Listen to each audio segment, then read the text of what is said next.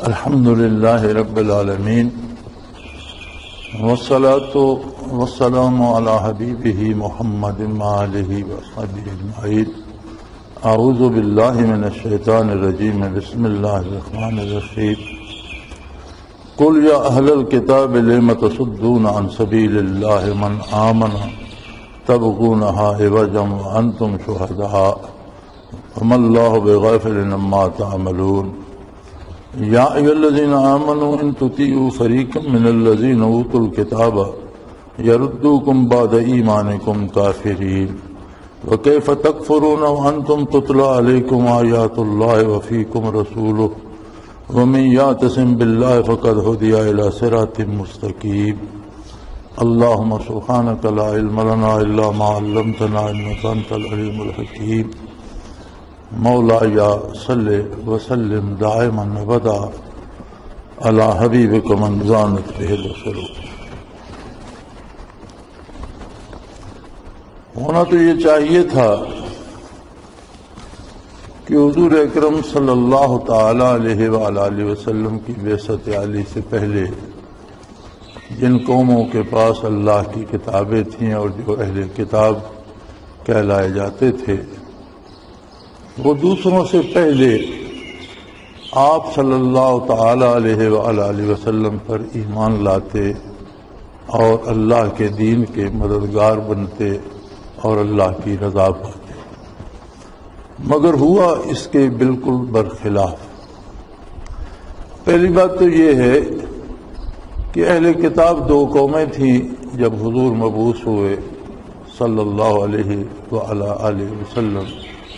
ان میں یہودی تھے جو پہلے سے آ رہے تھے، موسیٰ علیہ السلام کی قوم، اور عیسائی تھے جو عیسیٰ علیہ السلام کی بعثت پر تورات پر ایمان لائے۔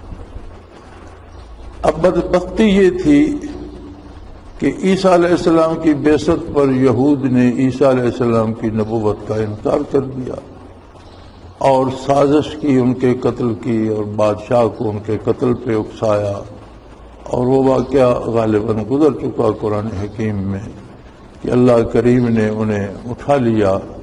ان کی سازش سے وہ قتل تو نہ ہوئے، لیکن ان کی دشمنی اس حد تک دین کے ساتھ بڑھ گئی کیونکہ انہوں نے دین کو اللہ کا دین نہیں رہنے دیا، ایک پیشہ بنا لیا۔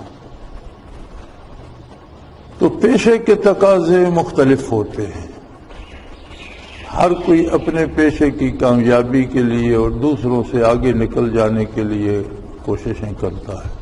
تو دین پیشہ نہیں ہے، دین دین ہے۔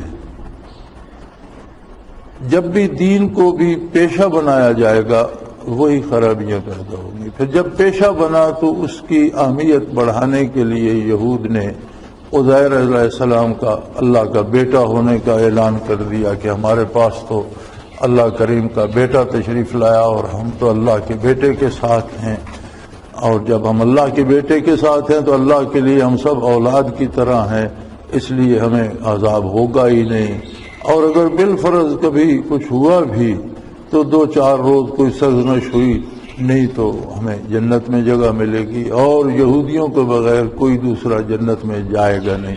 اب یہ ساری کہانی انہوں نے پیشہ بنانے کے بعد گھڑی، اس لیے کہ پیشے میں تو دنیاوی دولت کمانے کا جو ہوتا ہے وہ بنیاد ہوتی ہے۔ پیشے کی بنیاد ہوتی ہے دولت کمانا، مال حاصل کرنا۔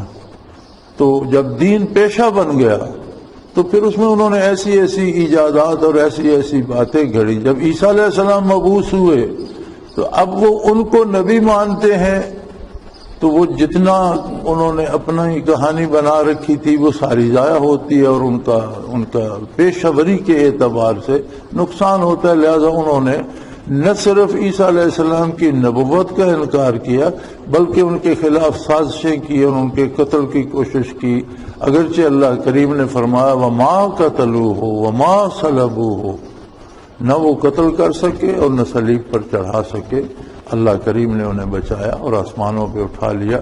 وہ تو اللہ کی قدرت تھی، لیکن انہوں نے اپنی طرف سے پوری کوشش کی۔ اب جب عیسیٰ علیہ السلام مبعوث ہوئے اور رفع آسمانی ہو گیا، وہ آسمانوں پہ تشریف لے گئے، تو اس کے بہت عرصہ بعد عیسائیت نے پھیلنا شروع کیا۔ اس وقت محدود چند لوگ تھے جو عیسیٰ علیہ السلام کے ساتھ تھے، جنہیں حواریین کہا جاتا ہے۔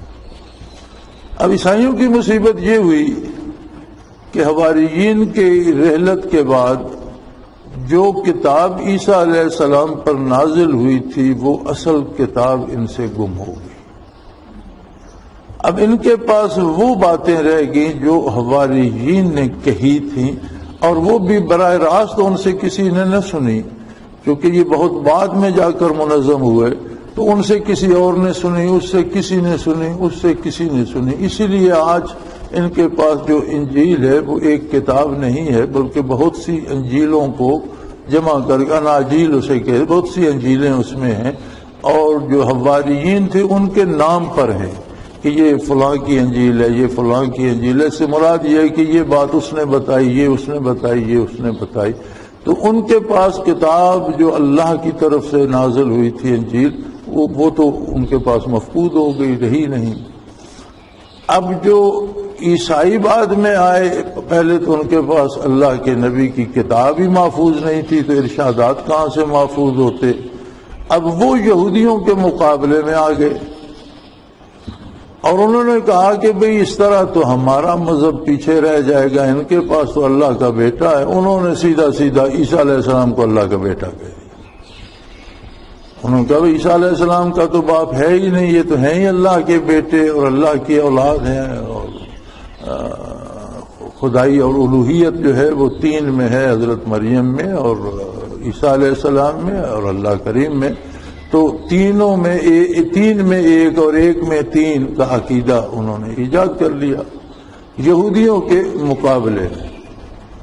اب جب یہ دونوں قومیں جو اہل کتاب کہلاتی ہیں، یہ کتاب کو چھوڑ کر شرک میں مبتلا ہو گئے، اور دونوں نے اللہ کی ذات میں بھی شریک پیدا کر لیے اور صفات میں بھی شریک پیدا کر لیے، تو بھلا حضور نبی کریم صلی اللہ علیہ وآلہ وسلم پر کیسے ایمان لاتے؟ اگر ایمان لاتے، جو خوش نصیب تھے جو عہد موسوی میں بھی حق پر رہے اور پھر عیسیٰ علیہ السلام پر بھی ایمان لائے اور عہد عیسوی میں اور اس کے بعد بھی جو حق پر رہے، جب حضور مبعوث ہوئے تو وہ حضور پر بھی ایمان لے آئے۔ اکابر صحابہ میں ان کے نام سر فہرست ہیں اور اللہ کے بہت مقبول اور نیک بندے تھے، لیکن وہ محدود چند تھے جن کو یہ سعادت نصیب ہوئی۔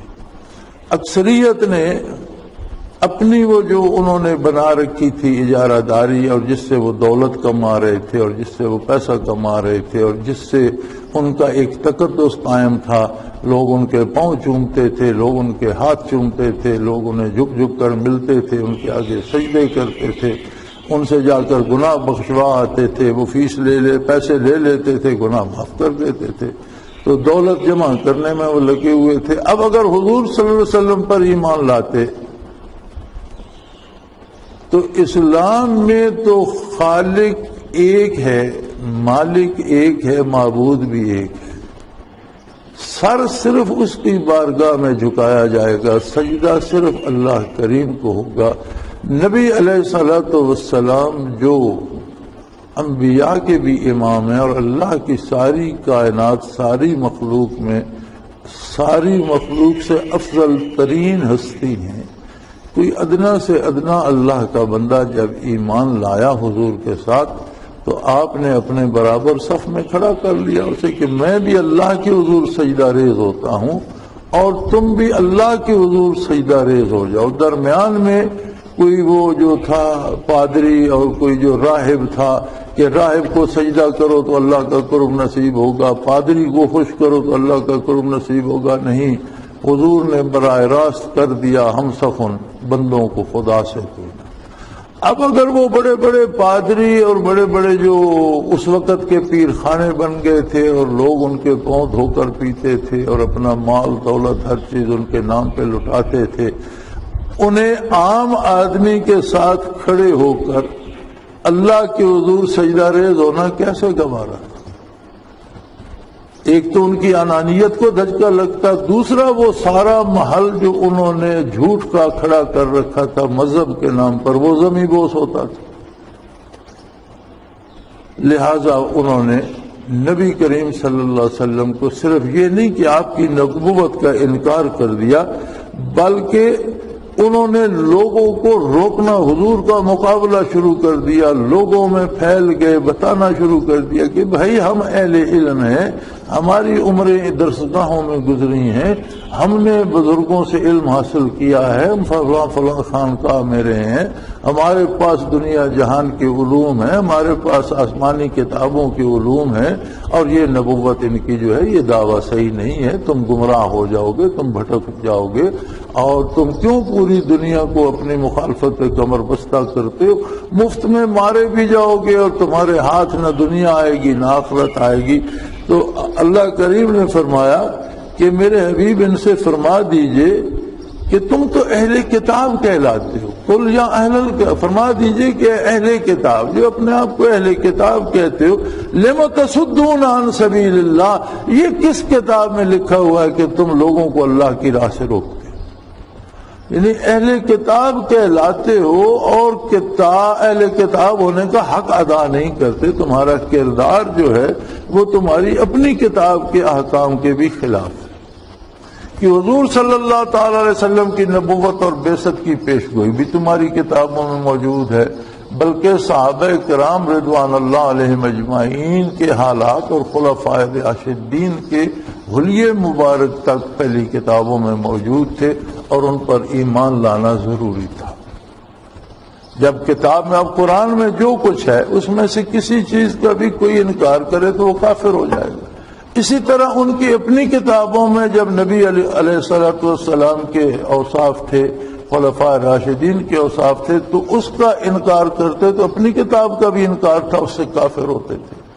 لیکن بعثت عالی تک تو انہوں نے انکار نہیں کیا، بلکہ اگر کسی غیر اہل کتاب سے مقابلہ ہوتا یا لڑائی ہوتی تو دعا کرتے اللہ سے حضور کے طفیل کیا، اللہ ہمیں نبی آخر الزمان کے طفیل فتح نصیب فرما۔ یہ بات بھی قرآن حکیم میں موجود ہے۔ لیکن جب حضور مبعوث ہوئے تو انہوں نے دیکھا کہ یہ حضور کی دعوت جو ہے یہ تو ہماری بنائی ہوئی ساری عمارت کو گرا دے گی، یہ تو ہمیں ایک عام آدمی کے ساتھ صف میں کھڑا کر دے گی، اور جیسا ایک عام آدمی سجدہ کرے گا ویسے ہی ہم بھی سجدہ ریز ہو جائیں گے، یہ تو کوئی فرق نہیں پڑے گا، یہ تو کسی حضرت صاحب کے لیے کوئی الگ جائے نماز نہیں بچھایا جائے گا، کسی حضرت صاحب کے لیے کوئی اونچا ٹھڑا نہیں بنایا جائے گا، کسی حضرت صاحب کو لوٹا لے کر کوئی پاؤں نہیں دھلوائے گا، ہر ایک کو اپنا اپنا کام خود کرنا پڑے گا۔ یہ سب میں اس لیے کہہ رہا ہوں کہ مرور زمانہ کے ساتھ ہمارے اندر بھی وہ چیز آ گئی ہے اور مسلمانوں نے بھی دین میں ایک الگ ایک شعبہ بنا لیا، اور یہ صرف ان لوگوں نے بنایا ہے جن کی روزی روٹی دین سے وابستہ ہے، جو روزی ہی دین سے کھاتے ہیں اور کوئی کام نہیں کرتے، مزدوری نہیں کرتے، ملازمت نہیں کرتے، تجارت نہیں کرتے، کوئی جو کسب کاشتکاری نہیں کرتے۔ کسب معاش کے معروف ذرائع ہیں 4، معیشت کے 4 معروف ذرائع ہیں، جن میں بنیاد ہے کاشتکاری، اللہ کے بارگاہ میں محنت کرے، اللہ کی زمین پہ ہل چلائے، مزدوری کرے، اللہ کریم اسے رزق دے۔ دوسرے نمبر پر ہے تجارت، اس کے پاس کاشتکاری کے لیے زمین نہیں ہے تو زیادہ پیسہ کوئی ضروری نہیں کہ تجارت کروڑوں میں ہی ہو۔ نبی کریم صلی اللہ علیہ وسلم کے پاس ایک شخص حاضر ہوا اور اس نے عرض کی، یا رسول اللہ کہ میرے پاس کھانے کو کچھ بھی نہیں ہے اور میرے گھر میں کچھ نہیں ہے اور بچے فاقوں سے مر رہے ہیں۔ تو آپ صلی اللہ علیہ وسلم نے فرمایا کہ تمہارے گھر میں کچھ تو ہوگا۔ یا رسول اللہ 2-4 ٹوٹے پھوٹے برتن ہیں، ایک توا ہے، ایک وہ دیگچا سا ہے جس میں ہم کوئی سالن بناتے ہیں، اور ایک وہ 2 برتن ہیں جن میں آٹا گوندتے ہیں، اگر میسر ہو تو کوئی پانی پینے کا کٹورا۔ فرمایا جو کچھ ہے وہ لے آؤ۔ اب وہ جو 2-4 ٹوٹے پھوٹے برتن تھے وہ اٹھا کے لے آئے۔ فرمایا آپ یہاں بیٹھو، دوسرے کسی خادم کو حکم دیا کہ یہ چیزیں لے جاؤ بازار میں بیچو، جتنے کی بک جائیں ایک کلہاڑا لیا اور ایک رسی لیا. وہ فرماتے ہیں سیرت میں موجود ہے کہ 8 درہم کی، یعنی آج کے اعتبار سے 8 آنے کی بکی. تو اس میں سے انہوں نے ایک کلہاڑی خریدی اور باقی کی رسی خرید کر وہ کلہاڑی اور رسی لیا. حضور صلی اللہ علیہ وسلم نے فرمایا یہ رسی اٹھاؤ، کلہاڑی پکڑو، جنگل میں جاؤ، لکڑیاں کاٹ کے لاؤ اور جتنے کی بک جائیں اتنے کی پکی پکائی روٹی لے کر گھر لے جانا. گھر میں پکانے کو کچھ نہیں ہے تو بازار سے پکی پکائی روٹی مل جاتی ہے، اور جب تم کام کرتے رہو گے تو آمدن بڑھے گی تو پھر گھر میں بھی سب کچھ آ جائے. تو یہ ضروری نہیں ہے کہ کاروبار کے لیے یا محنت و مشقت کے لیے آدمی کو کروڑ پتی ہو. کروڑ پتی لوگ کام کر کے بنتے ہیں. اگر کسی کے پاس تھوڑے پیسے ہیں تو وہ تھوڑے پیسوں سے بھی وہ اپنا کاروبار شروع کر سکتے. آپ نے دیکھا نہیں بس کے اڈوں پہ 4-5 سگریٹ کی ڈبیاں 2-3 ماچسیں رکھ کے ایک پھٹے میں بچے لیے پھرتے ہوتے ہیں. وہ 4-5 ڈبیاں بک جاتی ہیں، 2 ماچسیں بک جاتی ہیں، وہ 4-5 اور لے آتے ہیں اور پھر بسوں کے قریب پھرتے ہوتے ہیں. تو یہ بھی تو ایک بنیاد ہے کہ وہ 15, 20, 30, 50 روپے میں وہ تجارت کر رہے ہیں، اس کے ساتھ 2-4 روپے تو وہ کما لیتے.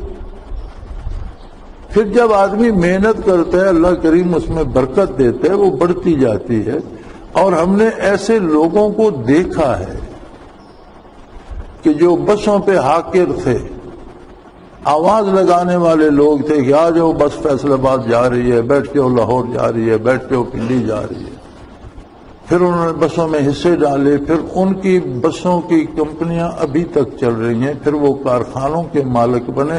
اور ہم نے اپنی آنکھوں سے دیکھا کہ پھر انہوں نے اپنی ضرورت کے لیے پرائیویٹ جہاز اسی پاکستان میں رکھے، اور ایک شہر سے دوسرے شہر ان کے بچے سکول جاتے تھے تو ذاتی پرائیویٹ ہوائی جہاز پہ جاتے تھے. تو کاروبار کے لیے ضروری نہیں ہے کہ بندہ کروڑ پتی ہو. کہیں سے بھی جو کچھ اس کے پاس ہے اس سے شروع کر لے، دیانت سے محنت کرے، اللہ کریم برکت دے دیتے ہیں. تو اگر آدمی کاروبار، یہ تجارت دوسرا ہے. تیسرا ہے ملازمت، کہ آدمی ملازمت کرے، محنت کرے، کام کرے، یا پھر مزدوری کر لے. کچھ بھی نہیں ہے پاس، مزدوری کر لے، اس میں تو کچھ خرچ نہیں ہوتا، پلے سے کچھ نہیں دینا پڑتا. کچھ آتا ہو، کوئی ہنر پاس ہو، ملازمت مل جاتی ہے. اگر پڑھا لکھا نہیں ہے، کچھ بھی نہیں، مزدوری کر لے. مزدوری سے بھی 4 آنے بچاتا رہے تو ایک موقع آ جائے گا کہ وہ تجارت کر سکتا ہے، اپنی آمدن بڑھا سکتا ہے. مزدوری میں بھی کوئی فن سیکھ لے گا. میں 11 اینٹیں پکڑاتا ہے تو آدھی مزدوری ملتی ہے، اور اگر اینٹیں لگانا کا فن سیکھ جاتا ہے تو مزدوری 2 گنا ہو جاتی ہے.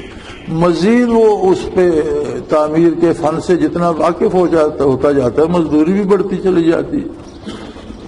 تو یہ جو 4 معروف ذرائع ہیں حصول رزق کے، اگر کوئی ان میں سے کوئی ذریعہ بھی اختیار نہیں کرتا اور وہ سمجھتا ہے کہ میں دین کی خدمت کر رہا ہوں، تو وہ غلط سمجھتا ہے.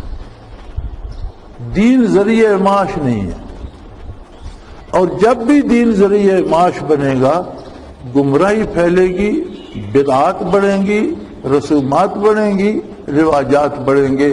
دین چھٹتا چلا جائے گا اور رواجات دین کی جگہ اختیار کرتے جائیں. فرائض چھوٹ جائیں گے لوگوں سے اور لوگ رسومات میں قید ہو کر رہ جائیں گے. آج ہم اگر اپنا حال دیکھیں تو آج کا ہمارا حال ویسا ہی ہے جیسا یہود و نصارہ کا ہوا تھا کہ ان کے وہ بن گئے تھے پیر خانے اور بڑے بڑے مولوی خانے اور خانقاہیں، اور وہی دنیا و آخرت بانٹ رہے تھے، اور باقی لوگوں کو عمل کی فکر نہیں تھی. حرام کا کماتے یا حلال کا کماتے انہیں جا کر دے آتے اور اپنے گناہ بخشوا آتے. آج ہمارا بھی دیکھ لے، کوئی میرے خیال میں نہیں سمجھتا کہ کوئی ایک ایسی مسجد آج کے دور میں تعمیر ہو رہی ہو جس پر یہ شرط ہو کہ صرف حلال کا پیسہ دیجیے گا، حرام نہیں دیجیے گا. اور خیراتی ادارے بن رہے ہیں. دیکھو کیسی عجیب بات ہے کہ پیشہ ور عورتوں کو بلا کر فنڈز جمع کیے جاتے ہیں. یہ کس لیے ہے جی؟ یہ خیراتی ادارے کے لیے. یہ کون سی خیرات ہے؟ لن تنالوا البر حتى تنفقوا مما تحبون. یہ کوئی نیکی نہیں ہے کہ جو چیز تم اپنے لیے پسند نہیں کرتے وہ اللہ کی راہ میں خرچ. یہ کون سی نیکی ہے کہ اپنے گھر تو حلال گوشت لے جاؤ اور غریب کے لیے تم کتے کا گوشت دو، حرام گوشت دو؟ یہ نیکی کون سی نیکی ہے؟ یہ کون سی غریب پروری ہے کہ پیشہ ور عورتوں کو آپ ہندوستان تک سے بلا لیں، وہ ہندو بھی ہوں، اس کے بعد پیشہ ور بھی ہوں، کنجریاں بھی ہوں، اور پھر وہ ڈانس کریں، گانے گائیں، اور اس پہ پیسہ جمع ہو، اور اس پہ آپ کے میں ہسپتال چلا آ رہا. کیا آج ہماری قیادت سب کچھ یہی نہیں کر رہی؟ یہ کیوں کر رہی ہے؟ اس لیے کہ ہم دین کو پیشے کے طور پہ اختیار کرتے ہیں اور اس سے پیسہ کمانا چاہتے ہیں. بڑی بڑی خانقاہوں میں قوالیاں ضرور ہوں گی، باجے گاجے ضرور ہوں گے، کبڈی ہوگی، گھوڑ دوڑ ہوگی، نیزہ بازی ہوگی، بیلوں کے کرا کے مقابلے ہوں گے، نہ اذان ہوگی نہ نماز پڑھی جائے. یعنی ایک نہیں، میں آپ کو یہ ہزاروں دربار دکھا سکتا ہوں اپنے ارد گرد یہیں، کہ دن بھر وہاں 2-2 4-4 دن میلہ ہوتا رہے گا، اس میں تماشے ہو رہے ہیں، پھر اس میں وہ مٹھائیاں بک رہی ہیں اور دکانیں بنی ہوئی ہیں اور یہ ہے اور وہ ہے. اذان کوئی نہیں ہوتی، نماز کوئی نہیں ہوتی، اور وہ سب کچھ باعث نجات بھی سمجھا جاتا ہے. مزے کی بات یہ ہے کہ اس سارے کو دین سمجھا جاتا ہے، ثواب سمجھا جاتا ہے، باعث نجات یہی وہ بات تھی جو یہود و نصارہ میں تھی، اور جس پر اسلام نے لا الہ کی ایسی سخت ضرب لگائی کہ اسے چور چور کر دیا. وہ اس لذت کام و دہن کو چھوڑنا نہیں چاہتے. یہ جو دنیا ہے یہ بڑی میٹھی، بڑی خوبصورت اور بڑی لذیذ ہے. یہ جو کہہ دیتے ہیں نا یہ دنیا بڑی خراب ہے، یہ جھوٹ بولتے ہیں. خود یہاں تک دنیا میں ڈوبی ہوئے، اتنی خراب ہے تو تم کیوں ڈوبے پڑے ہو؟ خراب جو ہے تو تم کیوں ڈوبے پڑے ہو؟ میرے بھائی، جتنا اچھا گھر، جتنا آرام دہ بستر، جتنا بہترین کھانا ہو اتنا مزہ آتا ہے. جتنی اچھی گاڑی ہو اتنا مزہ آتا ہے. میں نے لی ہے بہت اچھی گاڑی ہے، دنیا میں پہلے نمبر کی گاڑی ہے، بڑا مزہ آتا ہے بیٹھ کر. پھر ہم ناشکری بھی کریں کہ ابھی دنیا خراب ہے. خراب کیوں؟ اور اللہ نے اور اسلام نے دنیا کو استعمال کرنے سے روکا بھی نہیں. محنت کرو، حلال کماؤ، خون پسینہ لگاؤ، اچھا کھاؤ، اچھا پہنو. اچھا کھانا، اچھا پہننا، اچھی گاڑی رکھنا بھی اللہ کا شکر ادا کرنے کا ایک طریقہ. اما بنعمت ربک فحدث، اللہ کی نعمتیں بیان کرو. تمہارے لباس سے، تمہارے اٹھنے بیٹھنے سے، تمہارے کھانے پینے سے، تمہارے گھر سے، تمہارے آنے جانے سے پتہ چلے کہ اس پر اللہ کا اتنا احسان ہے تو سب کچھ اس کا. اس وقت اس لمحے موت آ جائے، الحمدللہ تیار بیٹھے. ہمیں کوئی گاڑی کی فکر نہیں کہاں جائے گی، کوئی جائیداد کی فکر نہیں کہاں جائے گی، کوئی مکانوں کی فکر نہیں. اس لمحے موت آ جائے، اس لمحے تیار ہے الحمدللہ. سب کچھ اللہ کا مال ہے، ہمیں بخشا ہے، اس کی مہربانی. ہمارا وقت پورا ہو جائے گا، جسے چاہے گا اسے دے دے گا. ہمیں کیا فکر، ہمارا اس میں کیا ہے. لیکن اگر اللہ سے تعلق نہ ہو، نبی کریم صلی اللہ علیہ وسلم سے تعلق نہ ہو، درد دل نصیب نہ ہو، لذت آشنائی نصیب نہ ہو، تو پھر یہی دنیا جو ہے یہ جان کو آ جاتی ہے. پھر بندہ مرنے لگتا ہے کہ ہائے کیا ہو، یہ میرا پیسہ کہاں جائے گا، یہ آمدن رک گئی تو کیا ہوگا، لوگ مجھے پیسے دیتے نہیں دیں گے تو کیا ہوگا. اور پھر پیسے نکالنے کے نئے نئے ہیلے تلاش کرتا ہے. جی آج کیا ہے، جی آج بڑی 11ویں ہے، آج کیا ہے، آج چھوٹی 11ویں ہے. پہلے تو 11ویں کا کوئی وجود نہیں، پھر اس میں بڑی چھوٹی کہاں سے آ گئی. پھر ہر مہینے 11ویں ہے، اب 11ویں تو ہر مہینے کی 11 تاریخ کو آنی ہے. تو یہ سارے ہیلے کیا ہیں؟ لوگوں سے پیسے نکلوانے کی ہیلے. اور لوگ ایسے سادے ہیں بیچارے، گھر میں بچے بھوکے پیسے جمع کر کے لے جائیں گے، گاڑیوں کے ساتھ لٹک کر دھکے کھاتے جائیں گے. کوئی ایکسیڈنٹ ہوگا تو مارے جائیں گے، پوچھنے والا بھی کوئی نہیں، پیسے پیر صاحب کو دے آئیں گے، واپس آئیں گے تو 3 دن کی باسی روٹی کا اتنا سا ٹکڑا اٹھاؤ، یہ کیا، یہ لنگر ہے، گولی مارو اس لنگر کو، بچے بھوک سے مر رہے ہیں، پیر صاحب عیش کر رہے ہیں، تمہارے لیے یہ روکھا ٹکڑا بچا ہے، اس سے برکت ہوگی کیا؟ خاک برکت ہوگی، اس پیسے سے کیوں نہ برکت ہوگی جو تم نے کرائے میں ضائع کیا، جو وہاں شیرینی پر دے کر ہے۔ اور ایسے عجیب عجیب، یعنی سمجھ نہیں آتی۔ ایک ہمارا عزیز ہے، وہ کہیں ایک خانقاہ پہ جاتا ہے تو مجھے وہ ٹیکسی جو لے کے جاتا ہے، وہ ٹیکسی والا بتا رہا تھا کہ راستے سے مٹھائی کا ٹوکرا خریدا، اب گاڑی میں بیٹھا ہے، اب ٹوکرا سر پہ رکھا ہوا ہے کہ ٹوکرا تو سر پہ لے کے جاتا۔ ایسی حماقتیں یہ سمجھ میں نہیں آتی کہ سر پہ رکھا ہوا ہے تو بھی بوجھ تو گاڑی پر ہی ہے، تم کو پیدل جا رہے ہو، اگر تم نے گاڑی میں بیٹھ کر ٹوکرا سر پہ رکھ لیا تو بوجھ تو گاڑی پر ہی ہے، تو سیٹ پر یا ڈگی میں رکھ دو تو بھی بوجھ گاڑی پر نہیں جی، بس وہ بے ادبی ہوتی ہے، سر پہ اٹھا کے لے کے جا۔ یعنی یہ دین کی کون سی شک ہے؟ تو یہی وہ یہود و نصارہ کا طریقہ تھا۔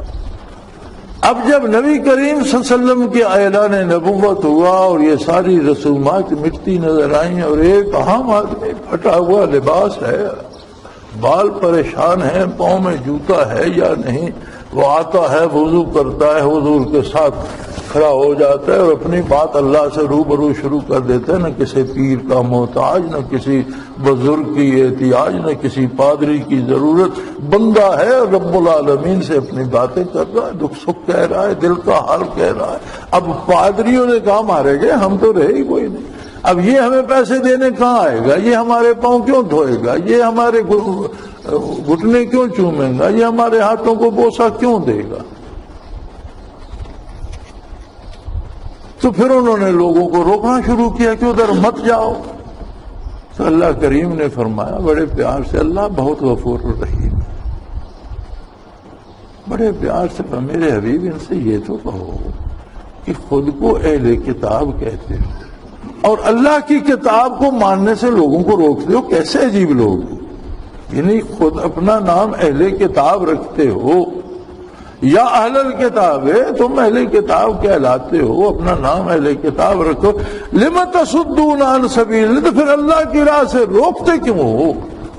اس کا مطلب ہے کہ تم اپنی کتابوں کو بھی منکر ہو، تم نے نام اہل کتاب رکھا ہوا ہے، تم ہو مشرک اور تم ہو کافر۔ اللہ کی راہ سے روکنا تو کفر ہے، تم تو کافر ہو، تم نے تو اللہ کے بیٹے مان لیے اور تم تو مشرک ہو، تم نے تو اللہ سے شرک کر لیا۔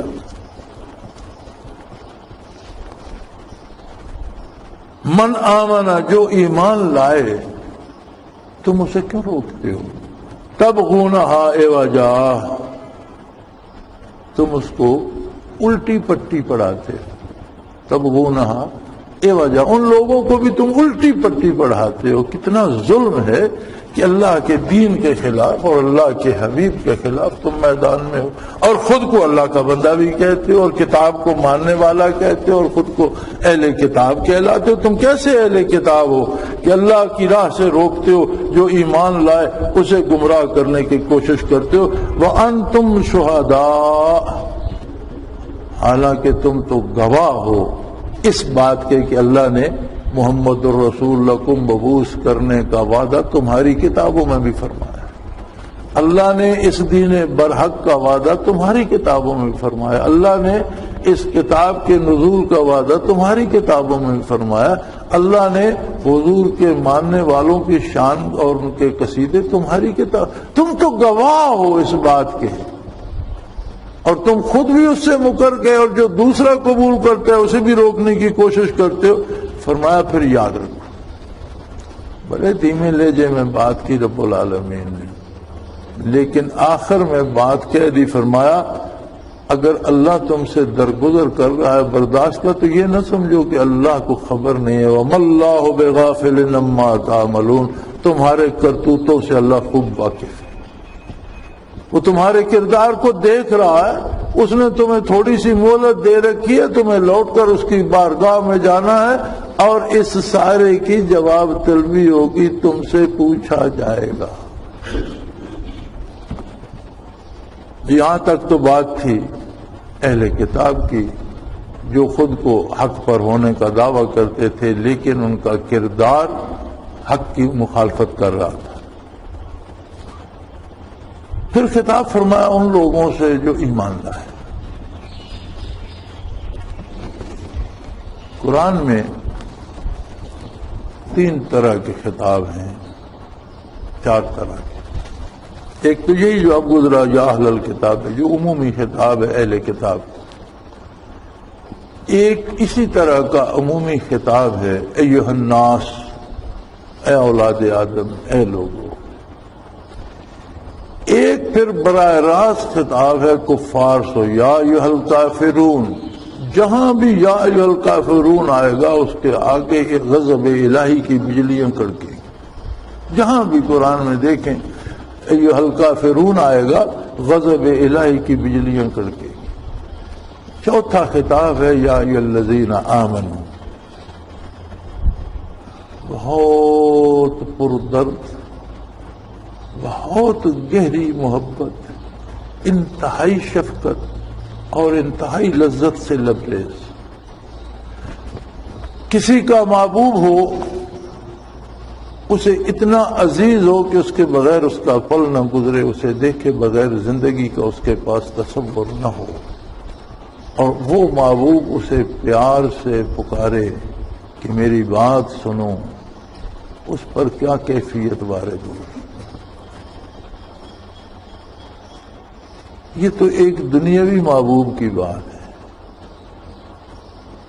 لیکن اگر کسی کا رشتہ ایمان اللہ سے ہو، مشت غبار ہو، عام آدمی ہو، جس کی دنیا میں کوئی وقت نہ ہو، لوگ اسے کوئی اہمیت دینے کو تیار نہ ہو، ایک عام سا آدمی ہو بیچارہ، اس کے نام سے بھی کوئی واقف نہیں، اس کی ذات سے بھی کوئی واقف نہیں، اپنا دن بھر دھکے کھا کر مزدوری کر کے وقت گزار رہا ہے، اور پھر اسے اللہ پکارے کہ او میرے بندے،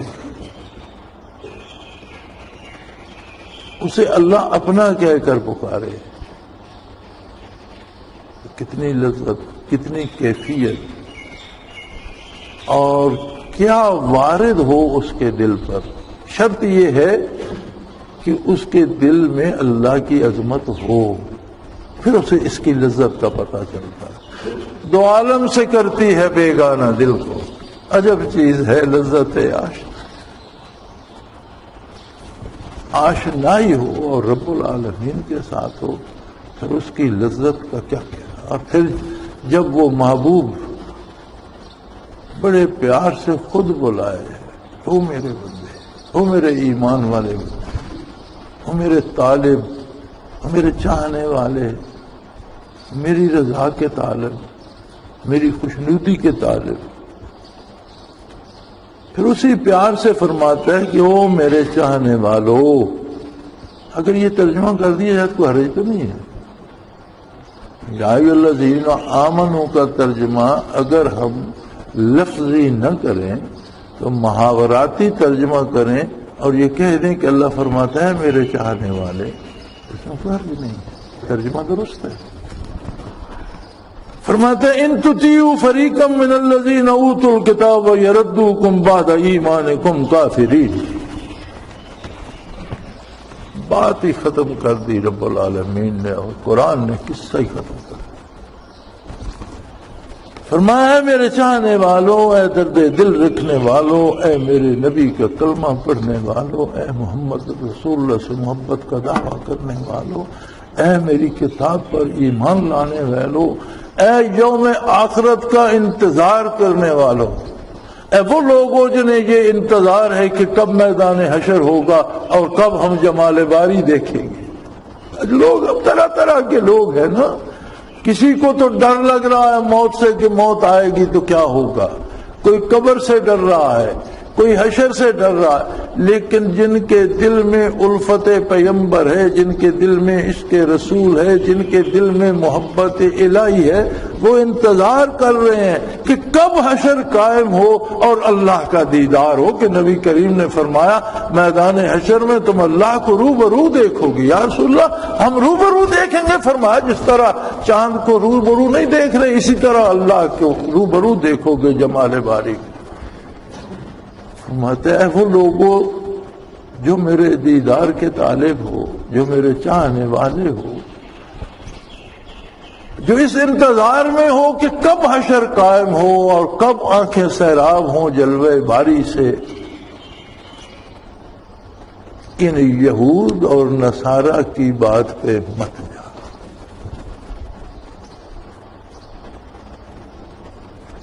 ان کی اطاعت مت کرنا، یہ ہمیشہ دھوکہ دیں گے، برائی کریں گے، اور نہ صرف تمہارا دنیاوی نقصان کریں گے، یہ تمہیں ایمان لانے کے بعد پھر کفر میں لے جائیں گے۔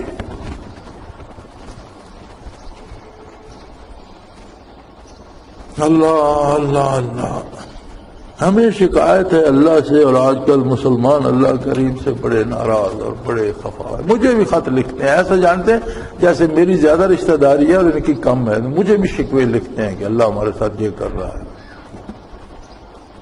لیکن کوئی یہ پوچھے کہ تم اللہ کے ساتھ کیا کر رہے ہو، تم اللہ کے حبیب کے ساتھ کیا کر رہے ہو، تم اللہ کے دین کے ساتھ کیا کر رہے ہو؟ کیا یہ مسلمانی ہے کہ اگر نصارہ کی عورتیں برہنہ ہوں تو تم اپنی بیٹیوں کے کپڑے اتار دو؟ شرعاً مسلمان عورت کا یہاں سے لے کر ٹخنوں تک اور یہاں تک اور یہ سر کے سارے بال، یہ چہرے تک، یہ سارا جو ہے یہ سطر ہے۔ اس میں سے کوئی ایک جگہ بھی ننگی ہوگی تو گویا سارا وجود ننگا ہے۔ خاص سر سے دوپٹہ اتار دے تو جیسے سارے کپڑے اتار دیے برابر ہے۔ بازو ننگے ہیں اور درمیان میں قمیض پہنی ہوئی ہے تو سطر عورت اس کا ننگا ہے اور ننگا ہونے کا جرم ہے۔ آدھی ٹانگیں ننگی ہیں تو ویسا ہی جرم ہے۔ اب بھلا بتاؤ، سکول سے لے کر ٹی وی تک اور اخبار سے لے کر اپنی قومی اسمبلی تک، یہ مسلمانوں کی عورتوں کو کس نے ننگا کر دیا؟ یہ تو کلمہ پڑھنے والے تھے، یہ تو اللہ کے طالب تھے، یہ تو منتظر تھے اللہ کے دیدار کے۔ عورت مرد ہونے کا کوئی فرق نہیں ہے، فرائض میں فرق ہے، ذمہ داریوں میں فرق ہے، حساب کتاب میں اور پیشگی میں کوئی فرق نہیں ہے، عذاب ثواب میں کوئی فرق نہیں ہے، دیدار باری میں کوئی فرق نہیں ہے۔ اللہ کے نیک بندوں کو ہوگا، اللہ کی نیک بیویوں کو بھی ہوگا، اللہ ان سے کلام فرمائے گا، اللہ ان سے باتیں کرے گا، اللہ ان کو سرفراز فرمائے گا۔ کیا خوش نصیب لوگ ہوں گے کہ قبروں سے اٹھیں گے تو فرشتے ناز برداریاں کر رہے ہوں گے کہ حضور ادھر کو چلنا ہے، محمد الرسول اللہ علیہ وسلم کا جھنڈا ادھر ہے، آپ کو اس طرف آنا ہے، یہاں لوائے حمد ہے۔ وہاں جمع ہوں گے تو حضور فرمائیں گے میزان پہ جانا ہے، لیکن اللہ کریم خود عدل فرما رہا ہے تو چلو میزان بھی ہوتا رہے گا، لیکن دیدار باری تو ہو، اللہ کے روبرو تو ہو جائیں، اللہ سے بات تو کر لو، اللہ کریم کا جمال تو دیکھو۔ یہ تو ہے مسلمان مرد، مسلمان عورت۔ اب جس کو مسلمان ہونے کا دعویٰ بھی ہے، خاتون ہے تو برہنہ ہے، مرد ہے تو پتہ نہیں چلتا کہ یہ یہودی ہے یا نصرانی ہے، پاؤں سے لے کر سر تک اسی کا لباس ہے۔ بڑی عجیب بات میں نے اگلے دن دیکھا، ایک مولوی صاحب نے بڑی مزے کی بات کہی۔ علماء حق بات تو کرتے ہیں، یہ لباس کے بارے سوال تھا ان پر، تو وہ فرماتے ہیں یار کوئی نہیں، لباس میں کیا رکھا ہے؟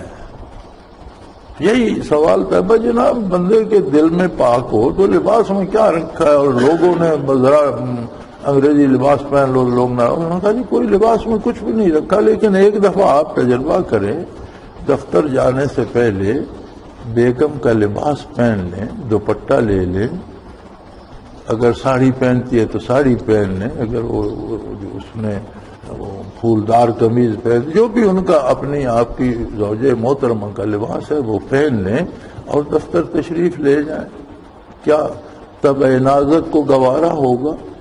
اپنی بیوی کا لباس پہننا پسند نہیں کرتے ہو تو کافر کا پہننا کیوں پسند کرتے؟ تمہاری بیوی مسلمان بھی ہے، تمہارے نکاح میں بھی ہے، تمہارے ساتھ اس نے عمر گزارنی ہے، اور اللہ نے فرمایا ہن لباس لکم وانتم لباس لہن۔ میاں بیوی کا رشتہ ایسا ہے جیسا بدن اور لباس کا ہوتا ہے، لباس بدن کی زینت بھی ہوتا ہے، بدن کو گرمی سردی سے بھی بچاتا ہے، بدن کے عیب بھی ڈھانپتا ہے، اسی طرح میاں بیوی کا اتنا قریبی رشتہ ہے کہ ایک دوسرے کی ستر پوشی کرتے، ایک دوسرے کے عیب بھی ڈھانپتے ہیں، ایک دوسرے کو دکھ تکلیف سے بچانے کی کوشش بھی کرتے ہیں، تو اتنا جو قریب رشتہ ہے اس کا لباس کیوں نہیں پہنتے؟ ذرا بیوی کا لباس پہن لو۔ پہلی بات یہ ہے کہ آپ پہنو گے نہیں کہ پہن کر لوگوں میں جاتے شرم آتی، اور اگر پہننا شروع کر دو تو یقیناً مسلسل 6 مہینے سال پہنتے رہو، تمہاری 90% عادتیں عورتوں جیسی ہو جائیں گی صرف عورتوں کا لباس پہننے سے۔ تم عورتوں کی طرح جھینپنا شروع کر دو گے، تمہارے منہ سے الفاظ اس طرح نکلیں گے جس طرح کوئی خاتون بات کر رہی ہو، ذرا پہن کے دیکھو۔ اگر اپنی بیوی کے لباس سے یہ سب خوش ہو جاتا ہے تو کافر کے لباس سے کیوں نہیں ہوتا؟ کہتے ہو لباس میں کیا رکھا ہے؟ لباس میں یہ رکھا ہے کہ جس قوم کا لباس آپ زیب تن کرتے ہیں، پہلی بات تو یہ ہے کہ اس کی بہت سی برائیاں آپ کے ذہن سے مٹ جاتی ہیں۔ کوئی خیر ہے یار، یہ ہوتا رہتا ہے، یہ معمولی بات ہے۔ رفتہ رفتہ آپ اپنی اصل سے دور ہوتے جاتے ہیں اور ان کے اس اصل میں ضم ہوتے جاتے ہیں، اور اللہ کے فرماتا ہے اگر ان کی مانو گے یردوکم بعد ایمانکم کافرین، تو یہ تو تمہیں ایمان سے لے کر واپس کفر میں لے جائیں گے۔ لیکن کیا کیا جائے، وقت ایسا آ گیا ہے کہ جو لوگ دین کا کام کرتے ہیں انہوں نے دین کو پیشہ بنا لیا اور روزی روٹی کا مسئلہ بنا لیا۔ ہماری زیادہ تباہی اس لیے ہو رہی ہے کہ دین کو ہم نے پروفیشن بنا لیا، اور اتنے ایسے لوگ بہت کم ہیں کہ جو روزی کے وسائل دوسرے رکھتے ہوں اور دین کا کام کرتے ہیں۔ حق یہ ہے کہ روزی معروف طریقے سے کمائی جائے، مزدوری کی جائے، ملازمت کی جائے، تجارت کی جائے، روزی معروف طریقے سے کمائی جائے، اور لوگوں کو ساری عمر ترغیب نہ دیتے رہیں دین پر خرچ کرنے کی۔ مزہ جب ہے کہ اپنے ہاتھوں سے کما کر بھی لوگوں کے ساتھ خرچ کیا جائے، پھر بات سچی نکلتی ہے منہ سے، کردار خالص اور کھرا رہتا ہے۔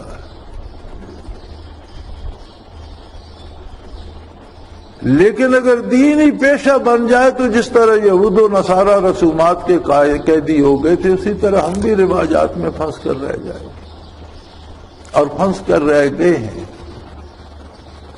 اللہ ماشاء اللہ کے بندے ہیں جو آج بھی مزدوری کر کے روزی کماتے ہیں اور دین کی خدمت کرتے ہیں، اللہ کے بندے، لیکن اکثریت نے دین کو پیشہ بنا لیا۔ اس طرف سے ہماری تباہی ان لوگوں نے کی، اور دوسرا جو طبقہ برسر اقتدار تھا ان کی بدنصیبی یہ ہے کہ وہ صرف مسلمانوں کے گھروں میں پیدا ہوئے اور انہوں نے ساری عمر دین کا مطالعہ کیا ہی نہیں۔ دنیا بھر کے علوم پڑھ لیے، اور اگر نہیں پڑھا تو صرف اپنا دین۔ یہ کیا یہ مولوی صاحب کریں گے؟ دین مولوی صاحب کا یا پیر صاحب کا نہیں ہے، دین ہم سب کا اپنا ہے، ہم سب خود اس کے ذمہ دار ہیں۔ قرآن ہم سب کی طرف نازل ہوا ہے، ہم سب سے بات کرتا ہے۔ یہ دیکھو نا، یہ مجھ سے بھی بات کر رہا ہے، آپ سے بھی بات کر رہا ہے، اور ساری انسانیت سے بھی بات کر رہا ہے، یہود و نصارہ سے بھی بات کر رہا ہے، اور مسلمان سے کتنے پیار سے بات کر رہا ہے کہ یہ بڑے بدماش ہیں، ان پر اعتبار نہ کرنا۔ اب ہم یہ کہتے ہیں کہ یہود و نصارہ سے اگر ہم کٹ گئے تو ہم زندہ کیسے رہیں گے؟ یعنی ہم اس درجے پہ کھڑے ہیں قومی سطح پر، آج بحثیت قوم ہمارے حکمران امہ کہتے ہیں، مجھے نہیں پتا انہیں امہ کے لفظ کا ترجمہ بھی آتا ہے یا نہیں، یا انہوں نے کہاں سے سنا ہے، امہ روز کرتے رہتے ہیں، اس سے تو بہتر تھا امہ کرتے رہتے، چلو کچھ رشتہ تو تھا اس سے، امت سے ان کا کیا ہے کہ امہ کرتے رہتے۔ وضع میں تم ہو نصارہ اور تمدن میں ہنود، اور یہ مسلمان جنہیں دیکھ کے شرمائیں یہود۔ وضع نصرانیوں جیسی ہے، تہذیب اور رسومات ہندوؤں کی ہیں، اور کردار یہودیوں سے بدتر ہے، پھر امہ کی رٹ کیا لگا رکھی ہے؟ امہ سے تمہارا کیا رشتہ ہے؟ اور یہ جو رسومات کے اسیر ہیں ہم، اور جو یہود و نصارہ میں گھل مل گئے ہیں، ہم اس امت میں ہیں بھی نہیں۔ امت خیر الانام اور چیز ہے، ہم کچھ اور بن گئے ہیں، ہم نہ تیتر ہے نہ بٹیر ہیں، ہم کچھ اور جنس بن گئے ہیں۔ ایک ماننے والے ہیں، ایک انکار کرنے والے ہیں، ہم نہ ماننے والے ہیں نہ منکر۔ اور یہ نفاق جو تیسری قسم ہے، یہ کفر سے سخت ترین ہوتا ہے۔ لوگ اللہ سے بڑے ناراض، اللہ یہ اپنا کردار نہیں دیکھتے کہ ہمارا کردار منافقوں کا ہو گیا، یہ تو پھر اللہ کی مہربانی ہے کہ اس نے زمین غرق کر کے ہمیں دنسا نہیں دیا، یہ تو پھر اس کا کرم ہے کہ ہمیں روزی دے رہا ہے، ہمیں فرصت دے رہا ہے، اور پھر اس کا باب کرم وہ کہتا ہے پھر توبہ کر لو اور آ جاؤ واپس، میں تمہیں پھر سے قبول کرتا۔ سید عطا اللہ شاہ بخاری فرمایا کرتے تھے کہ لوگ زندگی فرعون کی طرح چاہتے ہیں اور موت موسیٰ علیہ السلام کی چاہتے ہیں، یہ کیسے ممکن ہے؟ کردار فرعون کا چاہتے ہو اور برکتیں وہ چاہتے ہو کہ جو موسیٰ پر نازل ہوئی تھیں، کردار یہود و نصارہ اور ہندوؤں جیسا ہے ہمارا، اور نعمتیں وہ چاہتے ہیں جو خلفائے راشدین پر اور صحابہ کرام پر برکتیں نازل ہوتی تھیں، ہم پر وہ برکتیں نازل ہوں، وہ کیسے نازل ہوں؟ فرمایا میرے چاہنے والو، اگر تم نے ان کی بات مانی، یہ تمہیں اسلام سے چھین کر واپس کفر میں لوٹا دیں گے۔ یردوکم بعد ایمانکم کافرین، یہ ایمان کے بعد تمہیں واپس کفر میں لے جائیں گے۔ وآخر دعوانا ان الحمدللہ رب العالمین۔